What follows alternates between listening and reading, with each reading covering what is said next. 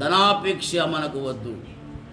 ధనాపేక్ష మనం కలిగి ఉంటే దేవుని నుండి నువ్వు దీర్ఘాయుష్యమంతునివి, దీర్ఘాయుష్యమంతురాలు కాలేవు. దేవుని బిడ్డ, నువ్వు ఆజ్ఞను అతిక్రమిస్తున్నావు గనుక ఈరోజు మన పేదవాళ్ళ చేతుల మీద ఆ పేదవాళ్ళు చేయి జాపి మన కోసం ప్రార్థన చేస్తే ఆ పేదవాళ్ళ నుండి వచ్చే అటువంటి ఆయుష్, ఆరోగ్యము, దీవెన ఆ పేదవాళ్ళ నుంచే. దేవుని బిడ్డ, బీదవాళ్ళ నుంచే.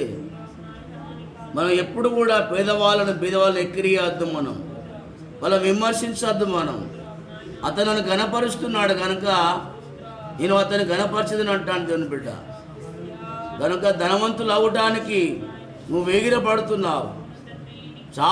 వాళ్ళకంటే నేను చాలా ముందు వెళ్ళిపోవాలి, ఫాస్ట్ వెళ్ళిపోవాలనుకుంటున్నావు. చాలా జాగ్రత్త. అదొక శోధన, అది నీకు ఉరి. అది